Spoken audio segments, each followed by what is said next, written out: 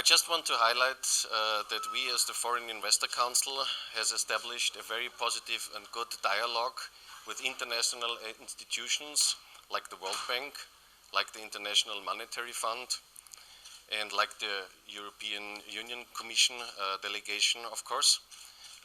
Today we had presentations from all of them according to the macroeconomics and domestic business of Macedonia.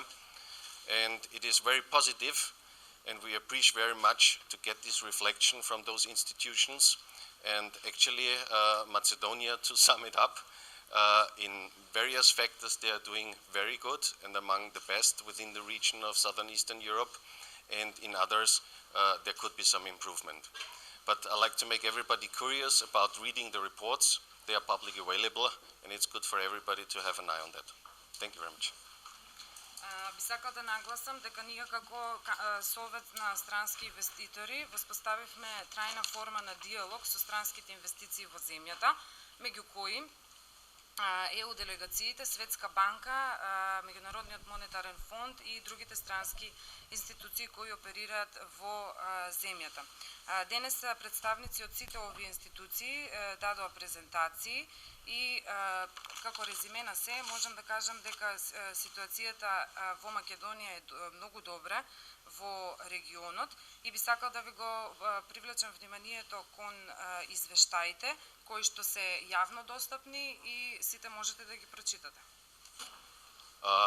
In terms of the economic figures, I would leave this to the experts because they have done the report and issued the report, and it's fair enough that they present their figures. But generally, talking about not so much about the figures, but talking about being a part of the economic society and doing business here, I think these things are improvement. We should not forget that we have a global financial crisis which lasts longer than 10 years now. And to overcome the situation for poorer countries is even more difficult.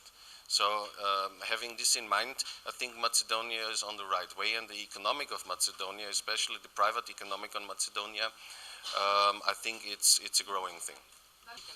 Во поглед на економските бројки би сакал тоа да го оставам на експертите кои всушност пишуваат и извештаи за тоа. Генерално сметам дека нели како личност што е вклучена во економијата, сметам дека постојат подобрувања. Да не забораваме дека сепак во тек е глобална светска криза, но генерално Македонија е на прав пат во поглед на ова. It is naive to believe that political situation is completely not influenced with the economical situation. But I think whoever decides to make business in Macedonia will drive this decision not only on the political situation, but will have in mind all of the factors. Значи би било наивно да веруваме дека политичката ситуација не влијае на странските инвестиции. Меѓутоа сметам дека кој и да реши да инвестира во Македонија нема да се предомисли. Actually, I did this in our last press conference. I said that we will make our own analysis, and we are planning to have this in our next press conference, the next ordinary press conference, where we also will introduce you with the draft program about the Foreign Investor Council for 2016.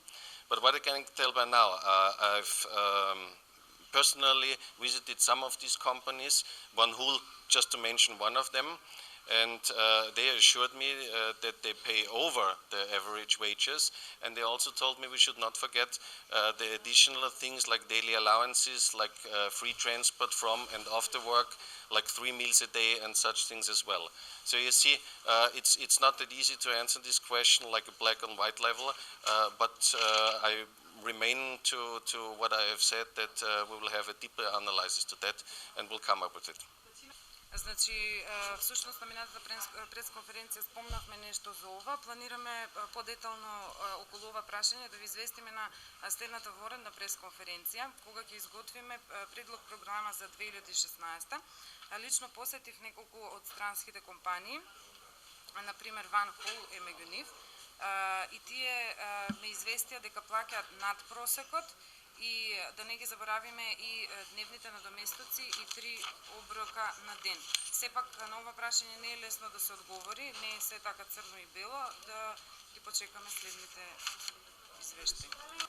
Today I presented on behalf of the IMF, I presented the regional economic issues of the fall 2015. This is a report that we issue twice a year. So it covers Central Europe and Southeastern Europe. So we briefly gave our assessment on the economic outlook, and also we have a special topic in this report, which is how to reconcile fiscal consolidation and growth. So I just briefly exposed that we see the region growing at a solid pace in 2015-2016. That applies also to Macedonia, although compared to our spring report, we revised the growth a little bit down, because during the first semester of 2015 there was the political crisis and the Greek crisis, which had an impact on economic growth. But still we see Macedonia as well as the rest of the region growing at a solid pace in 2015 and 16. And on the region we see some risks, additional risks compared to 6 months ago, stemming from emerging markets, slowdown in emerging markets, including China, and also the refugee crisis, which is a risk, which may have an impact on the economies of the region. So now, please. Денес ги представивме анализата, бев представник на Меѓународниот монетарен фонд и ја представив, зборував за регионалните економски проблеми за 2015, поточно извештај кој го објавуваме 2 пати годишно. Зборувавме за проценката за земјите во во регионот на Централна, Источна и Југоисточна Европа. И една од главните точки кои ја спомнавме е фискалната консолидација. Сепак сакам да споменам дека Македонија се движи со солиден чекор во 2015-2016 година, иако во споредба со бројките од пролетта има мало опаѓање поради политичката криза, како и политичката ситуација во Грција, но сепак Македонија расте solidno. And in terms of policies, we see it depends on the country's circumstances, but where the recovery is well advanced, like in Macedonia, we see a case for adopting medium-term policy objectives, which means also recreating some fiscal space for the fiscal policy.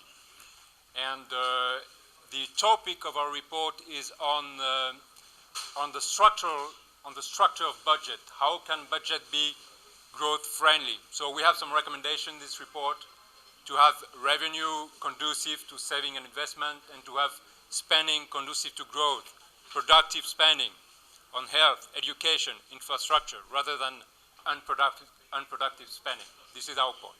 Thank you very much. Значи, покрај ова, во поглед на политиката, зависно од земјата, значи за секоја земја е различно, Македонија може да воведе фискални цели, средорочни фискални цели, значи плюс може да има фискален простор.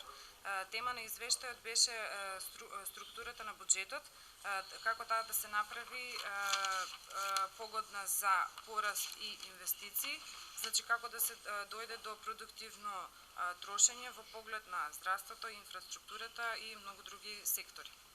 Значи, како представник на Светска банка, денес го презентиравме извештајот за регионот на Југоисточна Европа, наследен како заврзан раст големени ризици. Тоа е извештај кој во септември веќе го презентиравме и е извештај кој се презентира 2 пати во годината. Во рамките на извештајот, како што може, значи насловот како што кажува, во принцип гледаме заврзан раст во регионот, кој што се движи поттикнат од големена побарувачка и извоз. Сепак и покрај овој заврзан раст, значи невработеноста во регионот се уште останува главен структурен проблем е нешто што владите во регионот треба да се фокусираат за да се намали. Во однос на Македонија, проекциите за раст на Светската банка за Македонија за 2015 година се 3,2%, што представува солиден раст во рамките на регионот.